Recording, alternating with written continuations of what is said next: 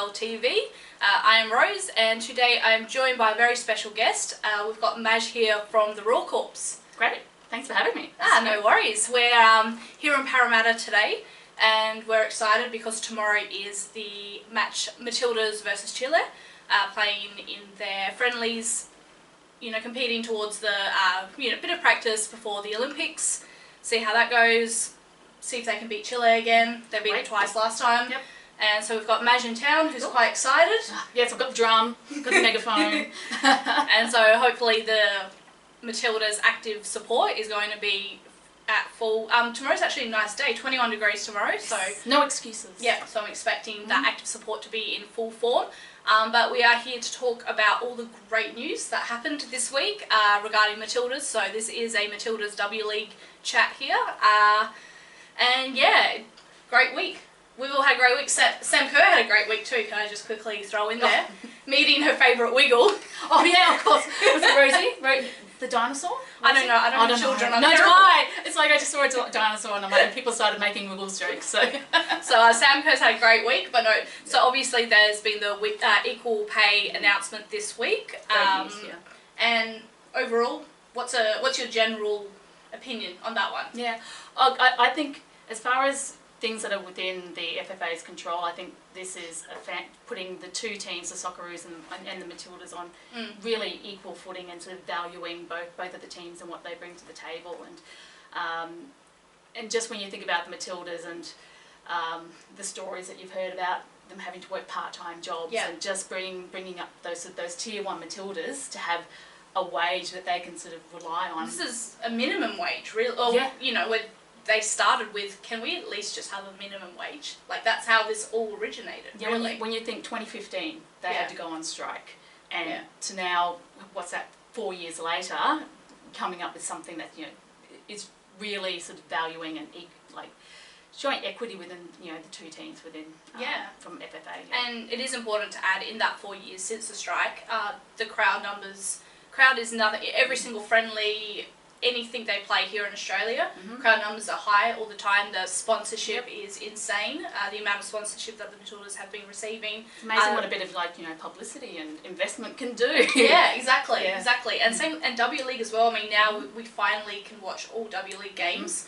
I remember when it couldn't actually access some games. I remember when it was just following on Twitter, and thank you Anne O'Dong, but the women's game, just people live tweeting from games. Yeah. That was how you followed the W-League, besides the ones that you just went and saw live. But to be able to watch all games is absolutely amazing now. Yeah, so I'm so looking forward to that. And I mean, there are some great companies out there, some big companies to thank, like Fox Sports have done a great job, I think, the last couple of years especially, with the Thursday football that they've started. The W-League has their standalone game on a Thursday night. We get together and watch that in Brisbane. Yeah, we get together on a Thursday and watch the men. Men don't have that. That's just for the women. That's just their game. Yeah. That's so cool. And so little steps like that. Like, I'm not too sure if everyone realises how important something like that, and how important Fox Sports have treated the W-League, that they have treated it equal for the last, however long. I think that's a massive step as well. So there are plenty of companies out there and plenty of people who have been treating, our game, women's football, W-League, Matildas, everyone's been treating that equal, to the men's. There's no, the men's is better. Yeah. I mean, obviously there's people out there that aren't really a fan of women's football, and that's totally fine. If you're not a fan of it. It's a different product. Yeah. A lot of people can't stand the A-League. They prefer EPL. Everyone's got their preference. But yeah, I think it's just really exciting that we've got Pantene, who have it was just released, I think it was only this morning or maybe late yesterday, the actual facts behind the Pantene. The ribbon, is it ribbon of strength? Strength of ribbons? Oh. Something to do with ribbons and strength. I know, we're terrible. No. All the time, because there's so many things we have to remember this I know, week. So many things have happened. All I can remember is Minnie's glorious braid. Yeah, yeah, exactly. Beautiful, her hair looked absolutely stunning. So the ad is now out. So Pantene are investing in women's football in the Matildas, and they will be, I think, I think it said on there, that is until 2023. Yep. It's a 4-year contract, so the FFA have signed that one up with them. So things like that, that's a big brand. But it was really great just looking at their campaign and how they're talking about how so many young girls in the past have been put off by, people, giving women playing sport flack, and it's like, well, no, this is a fantastic thing to do, and to get behind, and to keep young girls in the game, so that we've got more future Matildas coming through. Yeah. And I don't know if you've noticed, but I've noticed so many dads actually are so excited now how women's football currently is, because they're thinking, yes, like I can get my daughter into this, or she actually has a chance. Because I remember when I was playing, I just thought, well, there's no future for me in women's. Like even if I wanted to keep going, I mean, I'm pretty lazy, I'll admit it. I'm one of those. I'd be one of those footballers that I'm injured. Sorry, I can't do it. I would be the laziest. I'm a striker. Just send it to me up front. I'm like, I'm not interested unless it's a perfect ball. Yeah, I'd be happy sitting on the bench or something, just being part of the team. I'm so lazy. It's definitely not my industry. But so many dads and mums and dads. But I've spoken with a lot of dads who are really excited. They've got these daughters, and they're so excited for their daughters to play, and that I think we also need to see this equal pay as quite historic in Australia, because this actually opens up for many industries. This opens up something for women in so many industries. It's actually such a big win for women in general, even if you don't follow the sport. I mean, it's a pretty fundamental principle, really. It's like equal pay for equal work. The Matildas do all the work representing Australia as part of the national team, is what the Socceroos do. So they should share the same benefits. So So the CBA that was released, which the PFA, which is the Players Union, the Players Federation Association. Professional Footballers Association? I got that one so wrong. You got the letters right. The union. Let's just go with the union. I have no idea where I got that from. This is just like a guessing game here today. So yeah, they're our union, and men and women, both, they've got people like Kate Gill and Alex Wilkinson, they're your head honchos on the board of the PFA. So you've got ex-footballers who are there, and they are working their absolute asses off with everything to do with football. But on this project alone, the PFA have been working on this for quite some time, along with many other people within FFA. It wasn't just the union alone, they've been working together. And so that's what was released this week, that everything is percentage based. So everything for the Socceroos, everything for the Matildas, and there's also some youth in there as well. It was a very small portion for the youth, but it's something, where a lot of people obviously have been quite upset with the Centre of Excellence, no longer exists, Institute of Sport, things like that. It feels like the youth just a sort of like a back page kind of thing. That's how it feels at the moment within Australia. So it's good to see that it's not all just about women. It's that the youth were involved too. But I think that's what they said. Like, they're really trying to grow the whole pie.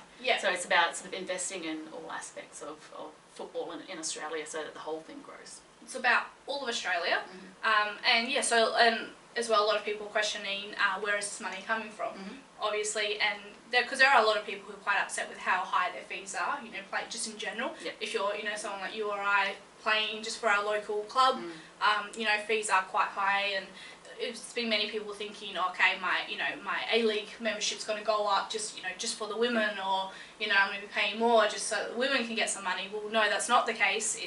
They've all got a pool, and if the Matildas win a World Cup, the men will benefit from it. If the Socceroos win a World Cup, the women, and as well, obviously, the youth will benefit. So it's about that commercial revenue as well. So it's like, both teams are marketable, and both teams have value for sponsors to be attached to, and I think the PFA CEO actually said that they predicted that the Matildas' commercial potential was going to rise by like 90% over the next few years. So, and I mean, that's really where the growth in a lot of sports sponsorship revenue for organisations is. It's in the women's side, because it's been not looked at it previously. So new brands come on board, like Pantene, that maybe haven't been involved in football before. So there's some really great potential for growth to grow that that whole pie that everyone has access to. I think, and as well, what I found actually really, I think I found it quite relatable and it really touched me is those comments from ex-Matildas and current Matildas, where you've got Katrina Gorry saying that in stopovers, you know, that they'd be in airports on a stopover and they're literally sleeping on the ground. Yeah, so that's the other amazing thing about the CBA, and that is making sure those professional standards, so the business class flights. Yeah, so the Matildas now have business class flights exactly as what the Socceroos have. I actually, that really hit close to home because I thought, you know, we do that at TLL, like, you know, we'll get on a Tiger flight and have no idea what time we're going to arrive at our destination. And but you're elite, you know, content creators. So. we are content creators. We are, as Chrissy calls it, we are the cheerleaders of the Matildas. Okay, and so, you know, to me, when I was like, oh my gosh, I'm doing that. Like, this is like our national team. Absolutely. This is Australia's team who are representing us on a global stage. Yeah. It wasn't good enough, and it's great to see that it's been rectified. Yeah. And Joey Peters as well came out saying that, you know, in her day as a Matilda, she was in line at Centrelink. Like, these are the things, this is what we're talking about. We're not, it's not like your Matildas are on 80k a year and they want to buy a BMW. Like, they want more money because they just want the nice, they want a Gucci handbag or something. Like, they're talking about, you know, and Barbie Ariel was saying, you know, her husband's questioning, you know, when is, you know, pretty much when are you going to bring the money in, as in when is this enough, because, you know, we have a child, you know, we have a family here, we need money, like, look, you love the game, you know, this is what I'd imagine most people would say, you love the game, you love your country, but you have at to some live. point, the crunch comes, and we've probably lost so many, you know, players that could have gone on and could have played longer if the support structures were there previously. And I guess, and it's resources too, that I actually find it amazing how far our Matildas have come and how successful they were, especially at, you know, at the last World Cup. You can debate whether that was a success or not a success, you know, given we had quite high expectations for them. We had high expectations, but I mean, the rest of the world, it's really taken off as well. So you go back to the previous World Cup, you know, your Spains and your Italys, you know, weren't really in the mix. They had come up exponentially over the last... Netherlands weren't even at the previous World Cup, and they were finalists. So and they played amazing as well. Yeah, so I mean, we love to pump up the Matildas, but you know, I mean, I knew going over there it was always going to be a really hard task because the rest of the world is investing as well, and their teams are getting better and better and better. But that just makes it amazing because, you know, you can go to a tournament like that and it's going to be so competitive, and just seeing high class athletes that have been able to more and more dedicate more and more of their time and build their skills and make it a more entertaining spectacle for all of us. So now we're looking at, okay, the Matildas who've had limited money, limited resources, and now getting so many of the same resources as the Socceroos, are getting more money. I'm so excited to see what our Matildas can do in the Olympics, can do in the next World Cup. Can, you know, it's crazy. Like, it's so exciting. And Sam did come out and say, okay, you know, the pressure is now on. You know, we've gotten what we want. We have to show everyone. We have to show them what they're investing in. You know, it's like with any business. You know, you invest into something, you've got to get your value for that. So she's saying, you know, she's trying to pump up the rest of the team, saying, okay, you know, they've invested in us. Let's show them what we've got. Let's show them that we can do this. So it's amazing. It's historic. It means so much to so many industries in so many areas, and it means so much to women in general. And I'll just quickly touch on all the negativity. I mean, we don't want to focus on any negativity here, but you can't ignore it. There's plenty of negativity out there. So I guess all I'd say, you know, if anyone is watching who does disagree, and you know what, you can disagree. If you don't actually think that this is, you know, great, that's fine. But I just encourage everyone to just do their research, really. See why, you know, see that it's more than bums on seats, you know, crowds, all that kind of stuff. I think I got a little bit frustrated because a lot of people were talking about the Socceroos like they were the be-all, end-all. I love the Socceroos, but... Yeah, I love Socceroos too. And actually, nothing annoys me more when someone comes along and says, the Matildas have been knocking the Socceroos out of the park. It's like, no, I love the Socceroos too. Leave them alone. They're doing their own thing. Matildas are doing their thing. Exactly. You know, they're both doing their best, and they're both representing us, so yeah. I just think it shouldn't be... It's like the age-old debate, Ronaldo v Messi, and they're actually they get along fine. Just enjoy them both. You know what I mean? They don't have this big issue with one another. They both know that they're great footballers. It's like that. And it was so great seeing like Mark Milligan and sort of like, you know, the Socceroos players come out and supporting this deal. And, you know, so people say, yes, they're taking a pay cut, but then on the flip side, the PFAs has negotiated the higher percentage of prize money from the World Cup, Asian Cups and other competitions. So, you know, players will be getting a high, so I think 30 to 40%, I think. I think that was it's around those numbers. Yeah. So you know, they're giving up a little bit in the commercial revenue, but you know, they're still you know, have gotten themselves, the PFA have worked to get them a good deal going into the future as well. And the men have no problem with this. Gallup has come out, Milligan, I think nearly every Socceroo has also just said in one way or another, whether it was tweeting some support or saying it publicly, they've all said no problems. Like, we do not mind if we have to just take a little pay cut in order for the Matildas to get that little bit more and for them to be a bit more successful.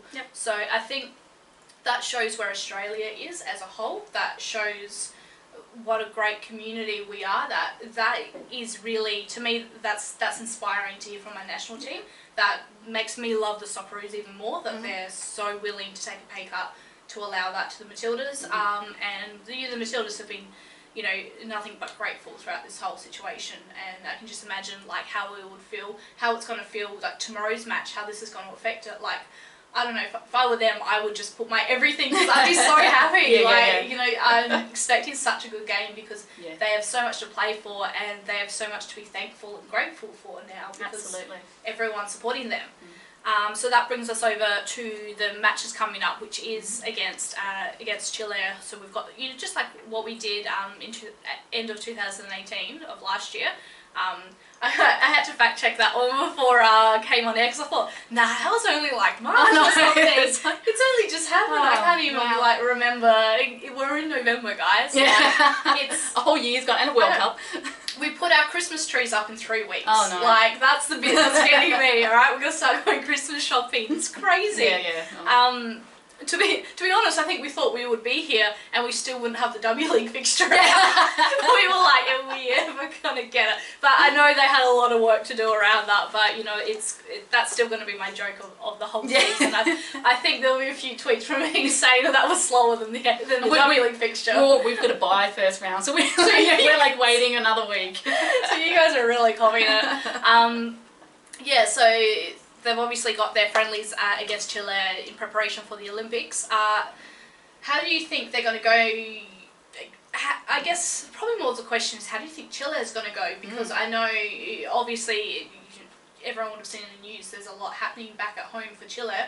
Not everybody lives in Chile and they've all got their clubs and they all, you know, most of them probably play elsewhere, so my knowledge isn't the greatest. I'm not Michelle Morris, so I don't know the ins and outs of every single player. And even I'm now, like, did I hear something about, is Endler, has she come over? Their goalkeeper? I'm not sure. I don't know. I know I've seen her name in a few things. She's an amazing goalkeeper. She was amazing at the World Cup for them. She's one of the best goalkeepers in the world. So, but yeah, I'm not sure if she's made it out for these 2 games. But, I mean, and you know, going back to the previous comments about the other countries that have really started, you know, improving in women's football, we've seen it in the South American countries as well, and in the leagues in South America and in Europe. You know, everyone's starting to build, you know, local leagues, and their national teams are starting to benefit as well. So, Chile were fantastic last time they came out, and I think they'll, you know, provide a really tough contest again to really help prep us for the Olympic qualifiers, which are the main game. Thankfully, Japan have already qualified for the Olympics, so we don't have to deal with that. Get past them. But the Olympic qualifiers, it's amazing if we get into the top 2 of those groups, we now get a home and away leg. So really looking forward to that home Olympic qualifier, assuming we get that, you know, top, you know, touch wood. But yeah, getting a home Olympic qualifier, you know, something with really high stakes.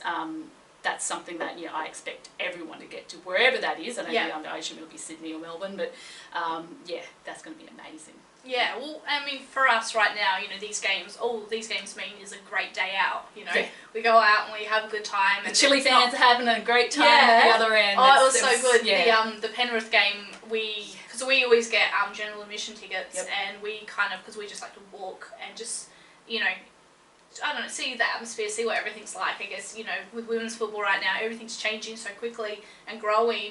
I guess, us being so engrossed in the football community, I like to just walk around and see it all and, keep it all in and, I guess, write it down, and be like, okay, this game we had this many, and this is what the atmosphere was like. I don't know, it's just good to take note of all this stuff because it's so cool. But so we ended up in the Chile and at the game in Penrith, and we for some reason didn't even end up moving from there because we had so much fun. We had so much fun there. They were so great, and it didn't matter that we were in our Matildas jerseys. That didn't matter. Quite a few other people were in the same.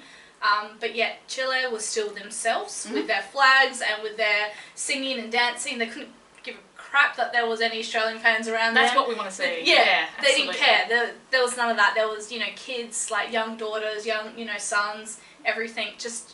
And they're just so good. Like, I know, like... having a good time. Yeah. Like, we've got, like, Michelle will be, I'm assuming Michelle's going to be at her Chile and tomorrow. And I just think to myself, there's like 100 Michelle Morrises there in that group. They're going to be crazy, and they're going to be singing, and they're going to be dancing, and they're going to be having a good time. Regardless, they're just happy. The ones who live here in Australia, the Chileans, they're just happy they get to see their national team. Absolutely. Because they don't get to see them very often. So, they take the opportunity. So they're happy, and it's amazing that the girls do get to play at Bankwest tomorrow, Bankwest Stadium. It's going to be amazing. I swear I should be getting a commission because I don't know how many times I go and tell them, say that stadium, I tell you what I do because it's just for football, it's perfect. And so they are the first national team to play at Bankwest Stadium. No one else has played there yet, so they got in quick. Every type of christening you can get to, it's like, yes. First national game. First national game, which is so exciting, and I don't know where the tickets are at. Like it's not a sellout. I heard over 20,000. That's awesome because it's a max of like I think 34, 35,000, something like that. That should look good. And because it's enclosed, there's no proper roof. I mean, if it's as windy as it is today, it'll still be okay out there. Like today was crazy. Like God knows how my hair looks right now. Like I was trying to walk it. You look like you're in a Pantene commercial. Exactly. If Pantene can throw a few our way to get rid of this frizziness, that would be great. I'd happily put some ribbons in there. So we're excited about those games. And then you're going to the Adelaide game. Yes, I am. So doing the double, and luckily there's a Raw A-League game down there as well, so we've got 3 football games this weekend. Perfectly for you. I'm very happy. Well, I'm pretty sure your is he your CEO? David Purray, yes, the beers. You've got some beers at the A-League game. That's the main reason I'm going. Literally. It's like one of those ads, it's like 3 football matches, accommodation, prices, everything, but beer, priceless. Absolutely. Free beer. Free beer, priceless. So, so that one will be great as well. So anyone who is watching who hasn't got their tickets, highly recommended.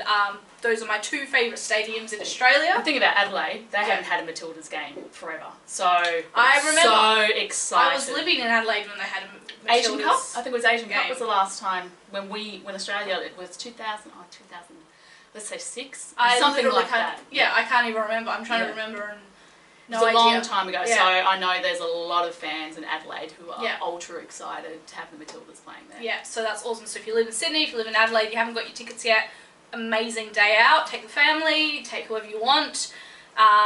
Great day out. And so we're just going to quickly touch on W-League now before we say goodbye and have another coffee and get ready for the training session we're heading to today. Not us. We're not training. Again, we're too lazy.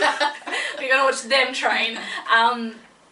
So W-League starts on Thursday because Wanderers and Adelaide kick that one off, which TLL is heading off to that one because we can make it in time after work on a Thursday, which is great. Yep. So it is, as we call it TLL, the Chrissy and Rose Derby. The Wanderers yes, v Adelaide is always the Chrissy and Rose Derby, so that kicks off the W-League, so we're super excited about that. Yep. But obviously your team is Brisbane Roar, being the Roar Corps. So, and also if you're actually new to the W-League and new to women's football, the Roar Corps are insane. They are the ones. They are the ones that whenever you tune into a Roar game, you can just hear noise all the time.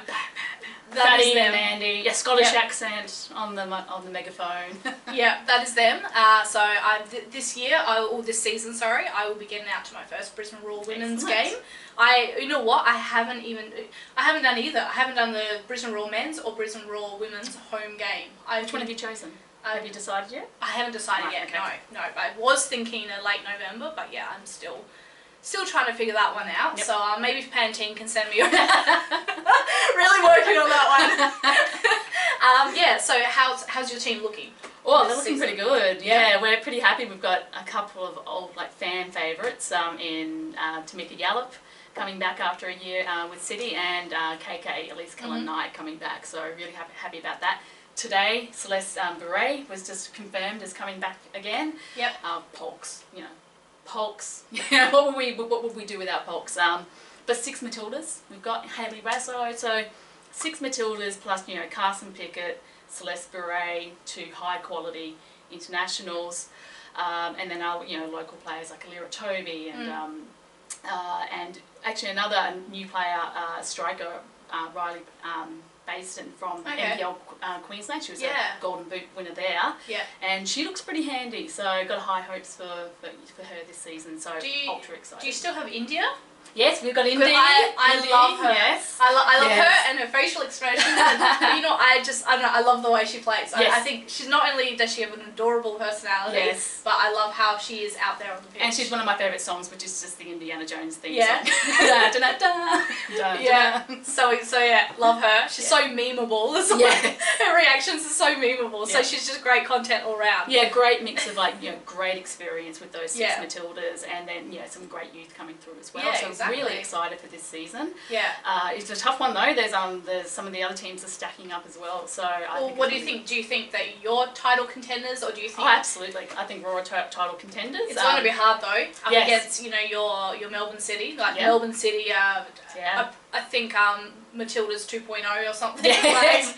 They have. We got Tamika and KK back, and then they just picked up Emily Van Egmond and Ellie Carpenter. So not a bad swap for them. That's probably pretty neutral going on there. But and then Sydney, of course. I mean, they look really strong. Sydney do look strong. Wanderers are quite strong considering the kind of season they had last season. Yeah, I mean, so picking up 3 courage players from the NWSL, so that'll be really exciting to see how they go. And sometimes, I mean, that can be when you get a whole bunch of new players playing together, the chemistry can be a little off. But given that 3 of those internationals have come from the one club, that that might help them out, and that may not be such an issue. It is good for our league when so many NWSL players do come here to our league. Like obviously, there's been those talks that they want to actually put something formal in place, some type of I guess.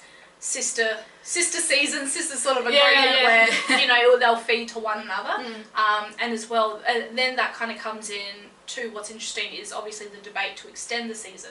Then that kind of comes into place because I get torn. It's like I love it when we get these high profile players coming over, but at the same time I think about the Matildas of the future. How do you build that? You have to have a really good pathway. You need a really a substantial top tier competition, and a three round sort of season doesn't really do it for me. The season is definitely not long enough, but then you risk the potential to cut off players from the NWSL or cut off our girls who come back home from the NWSL. Are we going to lose them?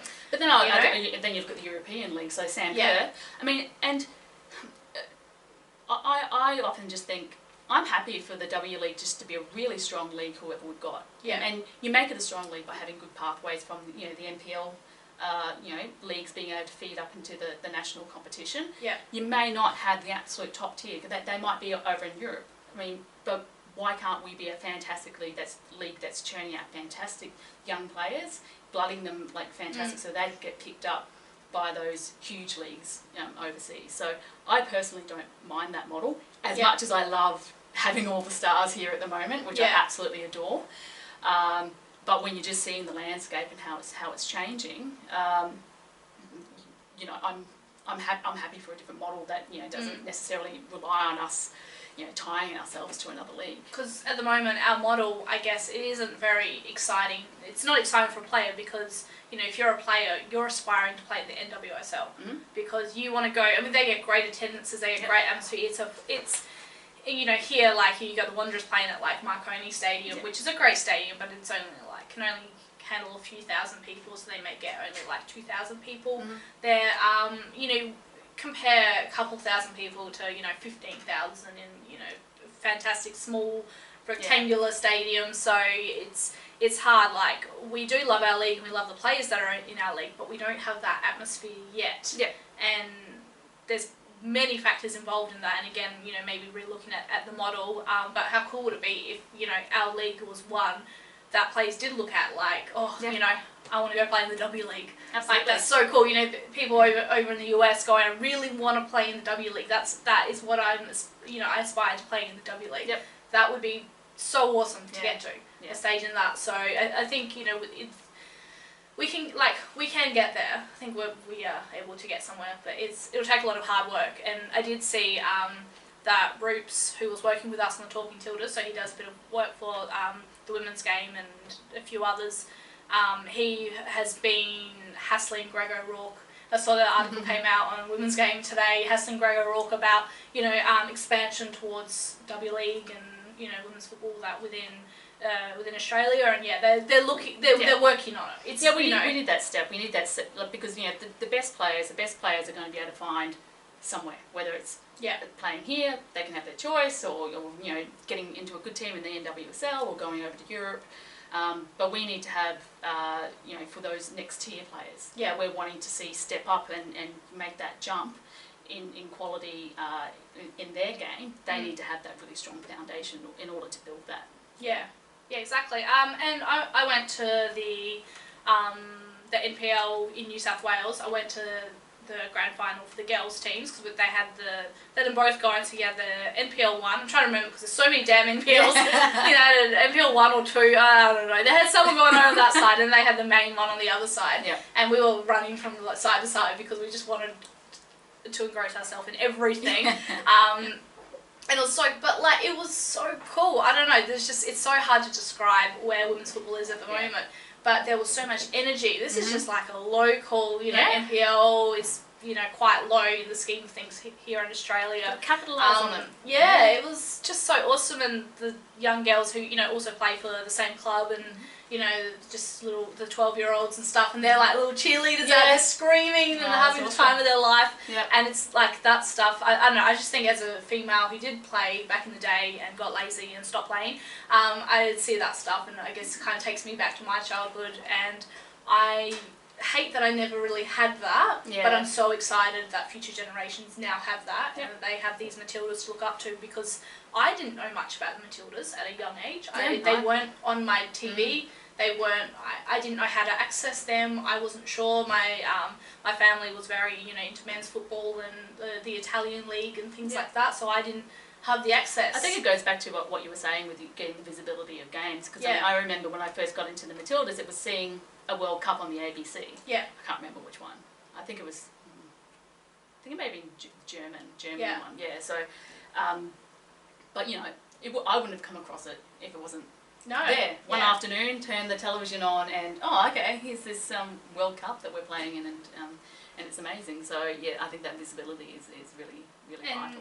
It's so different now than back in our day, because you have access to everything now. Everything, you know, we've got the internet in our back pocket all the time. We've got VPNs. We can absolutely, we've got the internet in our pocket. All we use it for is to put like a dog filter on our faces or draw something rude on someone else's face. That was back a few years ago.